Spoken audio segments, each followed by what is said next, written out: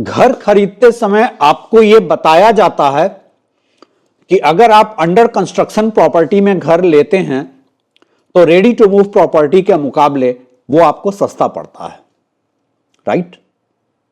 अगर मैं आपसे यह कहूं कि रेडी टू मूव अपार्टमेंट खरीदना ज्यादा कॉस्ट एफिशिएंट है तो आप क्या कहेंगे?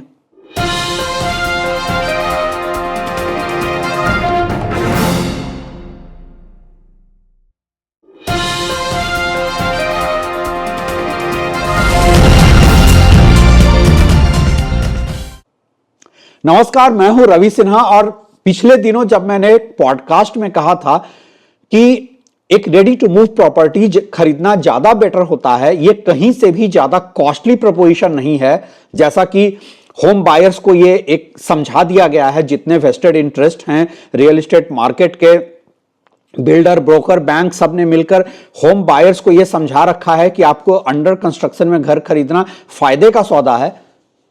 लेकिन मेरा कहना है कि अंडर कंस्ट्रक्शन प्रॉपर्टी के मुकाबले एक रेडी टू मूव प्रॉपर्टी ज्यादा बेटर डील होती है, क्योंकि उसमें एक्सिक्यूशन का एश्योरेंस होता है, एक पीस ऑफ माइंड होता है। जहां तक फाइनेंशियल बर्डन की बात है, ready to move property financially ज्यादा बर्डन नहीं होता है। मेरे इस स्टेटमेंट के बाद मेरे पास बहुत सारे क्वेरीज आए, बहुत सारे लोगों ने हम सवाल किया कि मुझे इस पे फर्दर बात करनी चाहिए।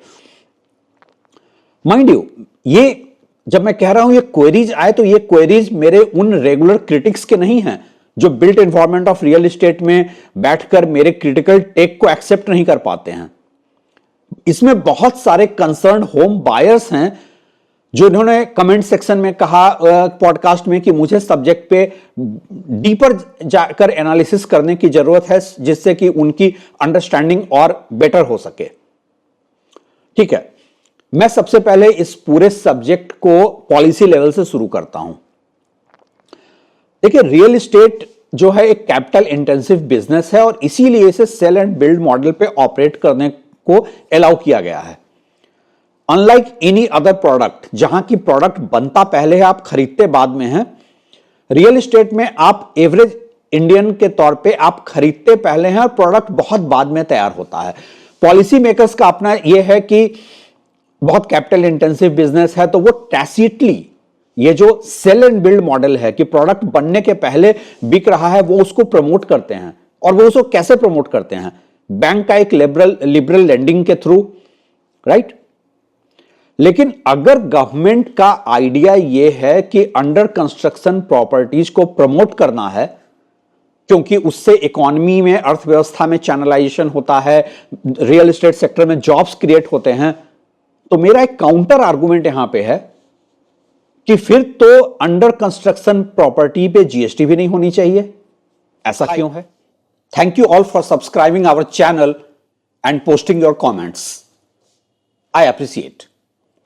Trust me, I take time to read all the comments and I take your comments, feedback and queries with due professional seriousness. I would continue to make video on the topics and questions raised in the comments section as I aspire to make this platform dialogue driven. May I request you all to subscribe this channel and keep posting your comments. Our mail ID is given in the description and you are also free to ask question through your short and crisp video. I will try my best to take your video queries and reply it in the subsequent video. Let's make this channel unique and dialogue driven. Thank you. देखिए, मैं ये सवाल नहीं उठा रहा हूं कि under construction property कैसे गुड्स एंड सर्विस है जिस पर कि जीएसटी लगाने की जरूरत है। मैं ये भी सवाल यहां पर नहीं उठा रहा हूं कि ये जो ड्यूअल टैक्सेशन है प्रॉपर्टी एक्विजिशन में, देखिए, घर जो है रोटी कपड़ा मकान एक बेसिक नीड है। उस बेसिक नीड पे ड्यूअल टैक्सेशन, पहले जीएसटी और फिर स्टैंप ड्यूटी क्यों लगाया जा रहा है, मैं इस पर भी सवाल नहीं उठ रहा हूं। मैं सिर्फ यह कह रहा हूं कि अगर under construction property goods and service है जिस पर जीएसटी लगता है तो रेडी टू मूव क्यों नहीं है? यह डायकोटॉमी क्यों है? अगर real estate goods and services में कंस्ट्रक्शन लाइफ साइकिल में गुड्स एंड सर्विस है तो फिर तो प्रोजेक्ट रेडी होने के बाद भी रेडी ये गुड्स एंड सर्विस होनी चाहिए, इस पर जीएसटी लगनी चाहिए। चलिए, कुछ इश्यूज हैं जिसको कि समझने की जरूरत है। एज ए होम बायर, आपके पास अंडर कंस्ट्रक्शन अपार्टमेंट खरीदने का इंसेंटिव क्या है? आपको रेडी टू मूव प्रॉपर्टी क्यों और क्यों नहीं खरीदनी चाहिए? अंडर कंस्ट्रक्शन प्रॉपर्टी खरीदने पे जो कॉस्ट है और दूसरे इंप्लीकेशंस हैं वो क्या हैं as compare to ready to move property?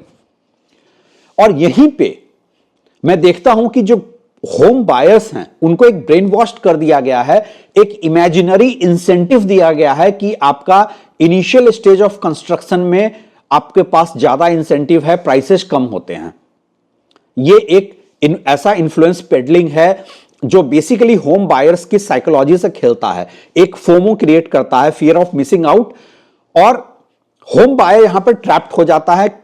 एक कार्टेल है, बिल्डर, ब्रोकर, बैंक्स, उसमें के बीच में होम बायर ट्रैप्ड हो जाता है। वही बैंक जो बिल्डर को लोन नहीं दे रहा है, क्रेडिबिलिटी खराब हो या जो भी इशू हो, या अगर लेंड कर भी रहा है तो 13 से 18% इंटरेस्ट पर ईयर पे कर रहा है, वो होम बायर को 8 से 9% पे के इंटरेस्ट पे लेंडिंग कर देता है। क्यों? क्योंकि यहां जो लोन है वो बायर के बुक्स पे है, ना कि बिल्डर के, और बैंक के लिए बायर से रिकवरी ज्यादा आसान है बजाय बिल्डर के। बट चलिए, वो एक किसी और दिन की डिस्कशन का इशू है। अंडर कंस्ट्रक्शन प्रॉपर्टी के साथ रिस्क क्या क्या है? पहला, एक्सेक्यूशन अनसर्टेनिटी है। अगर प्रोजेक्ट पूरा नहीं हुआ, डिले हो सकता है, बिल्डर के प्रॉमिज और परफॉर्मेंस में मिसमैच हो सकता है, जो एमिनिटीज आपको बताई गई है वो नहीं मिल सकती है। ठीक, अब रिवार्ड क्या है? अंडर कंस्ट्रक्शन का सिर्फ एक रिवार्ड आपको बताया जाएगा कि रेडी टू मूव के मुकाबले ये चीपर है, सस्ता है। देखिए, मैं यहां पे इवैल्यूएशन सिर्फ एवरेज इंडियन जो होम बायर हैं उनके एंगल से कर रहा हूं। ये वो बायर है, मैं उस बायर की आवाज बन रहा हूं जो अपनी पूरी जिंदगी में मुश्किल से एक घर खरीदना अफोर्ड कर सकता है। मैं यहां उनको एड्रेस नहीं कर रहा हूं जो इन्वेस्टर्स हैं, उनके अपने वैलिड रीजंस होते हैं पैसा अंडर कंस्ट्रक्शन प्रॉपर्टी में पार्क करने का। एक डिस्काउंटेड प्राइस का आर्बिट्राज उनको मिल जाता है, बैंकेबल ट्रांजैक्शन के बियॉन्ड कैश एडजस्टमेंट भी हो जाता है। और जैसा कि एक बिल्डर ने रिसेंटली ऑफ द रिकॉर्ड यहां तक कहा कि उसे होम बायर के मुकाबले इन्वेस्टर ज्यादा प्रेफर करता है वो, क्योंकि इन्वेस्टर बहुत सारे सवाल नहीं उठाता है, इन्वेस्टर को सिर्फ अपने आरओआई से मतलब होता है। चलिए, फिलहाल हम एक कॉस्ट का ब्रेकअप निकालते हैं। Suppose as a home buyer आपको 1 करोड़ का एक घर खरीदना है, आपको अपफ्रंट 20% अपने पास से देना पड़ेगा, तब 80% आपका बैंक फाइनेंस होगा। इसके ऊपर आपको 5% का जीएसटी देना होगा। सो इन एसेंस आपको अपफ्रंट 25 लाख रुपए देने हैं, और 5 साल का वेट पीरियड होता है, रफली 5 साल का वेट पीरियड होता है लॉन्च से पोजीशन के बीच में। अगर मैं यहां पे 15 से 20 साल आगे जो आप इंटरेस्ट देंगे बैंक को, उसको डिस्काउंट भी कर दूं, तो भी मैं देखता हूं execution uncertainty, mismatch in promise and performance, ये सारे इश्यूज तो रहते हैं। चलिए, वो फाइनेंशियल कैलकुलेशन पे आते हैं।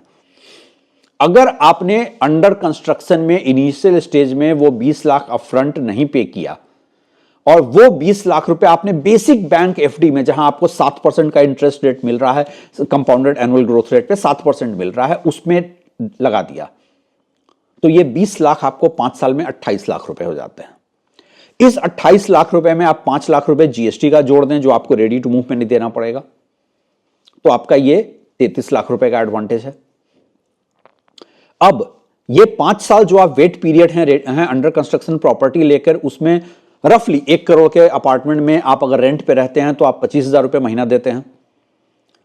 तो 25,000 रुपए महीने के हिसाब से भी मैं पकड़ता हूं तो 5 साल में ये रेंट 15 लाख बनता है। 28 और 15 33 लाख का आर्बिट्राज यहां पर आ गया।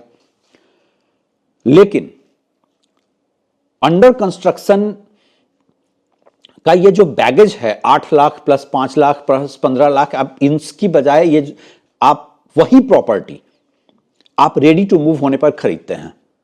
तो लॉन्च से पोजीशन के बीच में रफली मैं 6 से 7% कंपाउंडेड एनुअल ग्रोथ रेट निकालता हूं प्रॉपर्टी एप्रिसिएशन का। तो वही प्रॉपर्टी 1 करोड़ 35 लाख 40 लाख के रेंज में आपको मिल रही होती है। कितने का डिफरेंस है? आपके खरीदने और नहीं खरीदने के बीच में कोई 10-1 लाख रुपए का डिफरेंस है, एट द मैक्स 15 लाख रुपए का डिफरेंस है। लेकिन ये आपको हर तरह की मुसीबत से, ट्रबल से, एक्सिक्यूशन रिस्क से बचा रहा है। और अगर आप बिल्कुल पैसे पे ही बात करेंगे तो मैंने वो 20 लाख रुपए को सिंपल 7% के इंटरेस्ट पे बैंक एफडी में रखकर कैलकुलेट किया है। अगर आप पैसे के साथ थोड़ा भी मनी मैनेजमेंट में स्मार्ट हैं और आप उस पैसे को 10 से 12% के रिटर्न पे मार्केट लिंक में लगा देते हैं तो वो 20 लाख आपका 35 लाख रुपए हो जाएगा 5 साल में। So ready to move apartment actually less costly होता है। ये आपको एक्सिक्यूशन रिस्क से भी बचाता है, प्रॉमिस और परफॉर्मेंस के मिसमैच से भी बचाता है। एक और एडवाइस यहां पर देना जरूरी है जो लोग अंडर कंस्ट्रक्शन प्रॉपर्टी में जाना चाह रहे हैं, फाइनेंशियल कैलकुलेशन के बियॉन्ड भी। आप जब घर खरीदते हैं अंडर कंस्ट्रक्शन प्रॉपर्टी में, अगर आप अपने सेल्फ यूज के लिए खरीद रहे हैं, अगले 5 साल में जब तक वो प्रॉपर्टी तैयार होती है, आपकी रिक्वायरमेंट्स बदल जाएंगी, आपकी फाइनेंशियल कंडीशन बदल जाएगी, बेटर और वर्स वॉटएवर। और फिर जब आप इवैल्यूएट करेंगे कॉस्ट एंड बेनिफिट, तो आप एक सल्क करेंगे कि आपने इंपल्स में आकर के प्रॉपर्टी खरीदकर गलती कर दी। क्या कोई फ्लिप साइड है रेडी टू मूव प्रॉपर्टी खरीदने का? एडवांटेजेस तो मैंने बता दिया।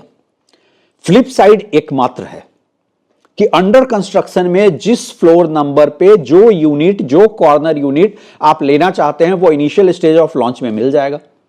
रेडी टू मूव में आपको जो अवेलेबिलिटी है उसके अनुसार मिलेगा, लेकिन पीस ऑफ माइंड वहां है, एक्सिक्यूशन अनसर्टेनिटी वहां नहीं है। आप प्रोडक्ट खरीदने जा रहे हैं, आप देखकर खरीदेंगे कि आपको क्या मिल रहा है। तो मेरा बहुत साफ मानना है कि अंडर कंस्ट्रक्शन प्रॉपर्टी ज्यादा घाटे का सौदा है, ready to move better deal है। But at the end of the day ये आपका पैसा है तो आपका चॉइस है। I rest my case. Thanks for watching.